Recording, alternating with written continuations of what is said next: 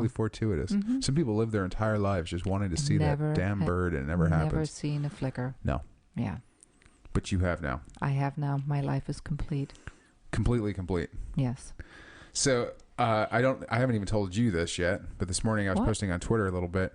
I'm trying to come up with a logo for some awards. Oh, okay. So that we can do a little award show. I don't know what or how or why or when, but I think it would be fun. I think we should do that. And we're going to come up with a little logo that folks can use on their website for people that we give the award to, so they can put it on their website and go like, look, we won the Northern Flicker Award for Best Board Game of 2015. I don't know.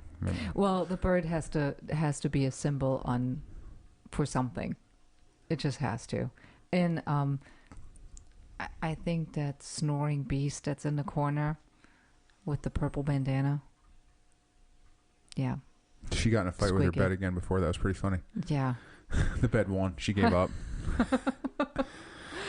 So let's see what else is going on. Next weekend's my birthday, and for that weekend we will have a show up not related to my birthday, but it's still a good one. We did that interview. I have an interview tonight with somebody for something that'll be coming up soon. How's that for completely random? Could you be any more vague? And then on Friday I have an interview with a gentleman who I hope it does not end in a confrontation.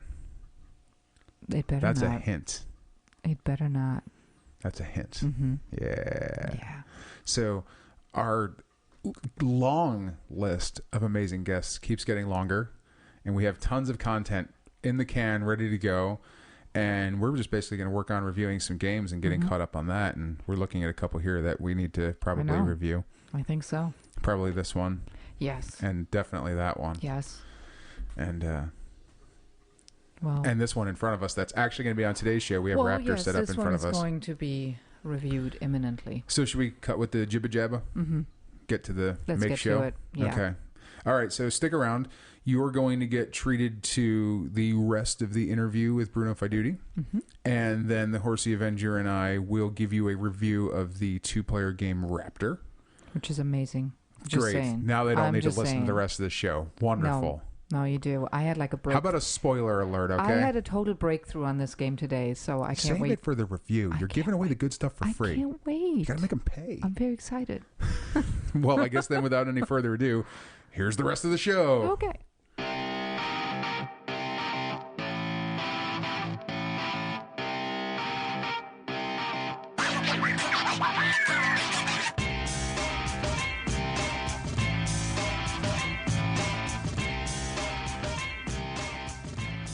Do you know who has a surplus of games? Who does? We do. Yes. But also, GameSurplus.com. Well, that's fitting. Go figure. Yeah. Aptly named. Our weekly sponsor is GameSurplus.com. They just got a new shipment in, which they do every Friday. Check Friday afternoons for their new shipment. That's always exciting. So they agreed. So 2 cool ones from Germany, Cornwall and Kerala, Kerala looks awesome. Some elephants, tile laying game. Very excited about that. Imported title restocks. I don't even know when this came in stock in the first place, but apparently it's been restocked. But Die Bergen von Bergen Kartenspiel. I don't think I have that one. You don't have that one. I think it needs to be added to my surplus of games. Right? I agree. They have Citrus. They have the Citrus Neue Landschaftsplatten. Ignore that. Oh, I tried.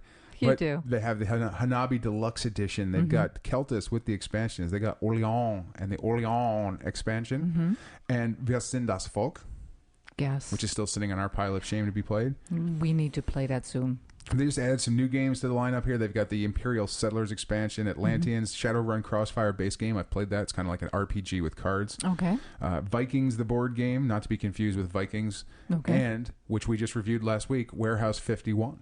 Oh, that's awesome. They got that back in? Yep. They actually just got that one. And so they got some restocks, Broom Service, Concordia, Flick 'em Up, Freedom, the Underground Railroad, The Grizzled, Machikoro Deluxe Edition, the Limited Edition Collector's Tin, Praetor, which we reviewed on the website, a wonderful worker placement game with dice, and the Twilight Struggle Deluxe Edition. Wow. That's one heck of a lineup right there. Plus, if you order any Ding and Dent games, you get half price shipping on any order over $75. Nice. So that's awesome. And they're always getting in new games, lots of imports from Europe, mostly from Die Mutterland. Yeah. Yeah. And tons of new games coming out all the time domestically. So check out GameSurplus.com.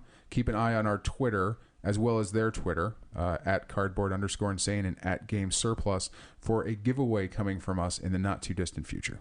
Very exciting. Very exciting. GameSurplus.com. Check them out.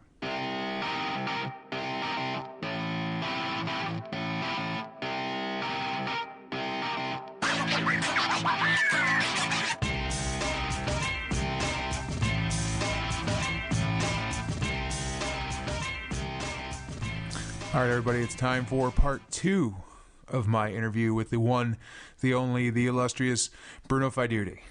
So let me ask you about one more pertinent topic here, and then maybe we could talk about some of your new releases that you have coming up. It's in the majority of the games that you are credited as a designer, you've worked with other people. Do you like to work with other people more? Do you enjoy what about it is the draw to that as opposed to designing by yourself? For instance, someone like Reiner Knizia hardly ever designs with someone else, but your name is almost always on the box with another designer or 2 or 3. What do you like about designing with other people? I play with other people, which is something I'm not even sure Reiner Knizia does.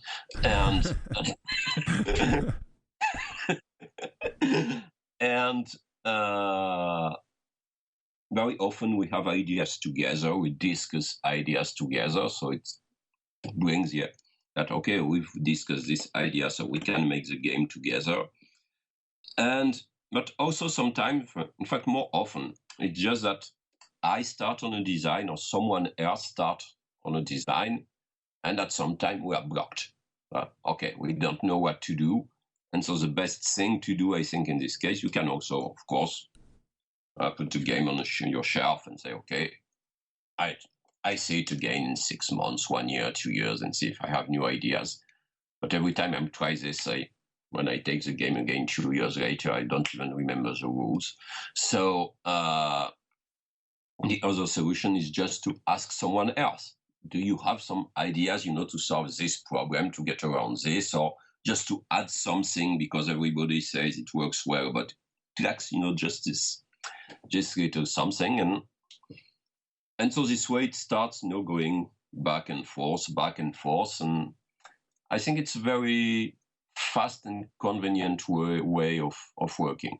It's not always easy because it's always more difficult when you're working with someone.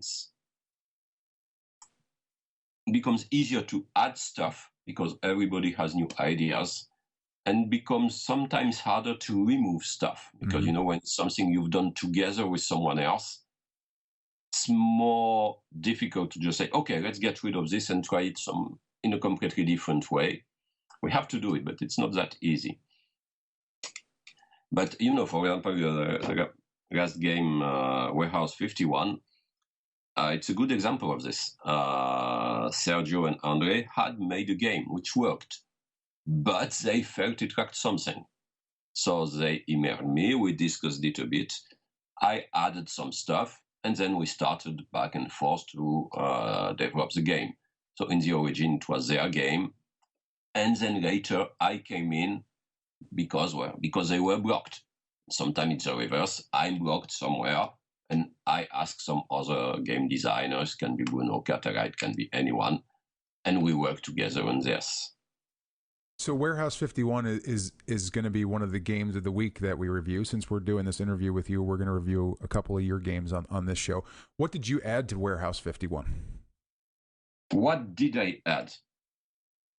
Mostly the fact that every item has a specific ability. It's not because the original game, it was in fact mostly just majority and this idea of fakes, even when fakes didn't work exactly in this way. I think the auction system where you pay, where money stays in and you pay to your left neighbor, I think it's my idea. I'm not sure anymore. I actually love that portion. That's one of those things that I think makes the game very interesting. It kind of reminded me of Hollywood Blockbuster, which I guess was Traumfabrik once upon a time, right? I think the Reiner Knizia game where the economy is essentially closed and no more money comes in and it just shifts around. I had this in Boomtown also with Bruno Cathala in a different way, but it was also kind of paying. Paying to your neighbors. Okay. But not in the same way. And so I think I added this. And then the setting was changed because the original setting was just, classical antiquities. Right. It was not that fun.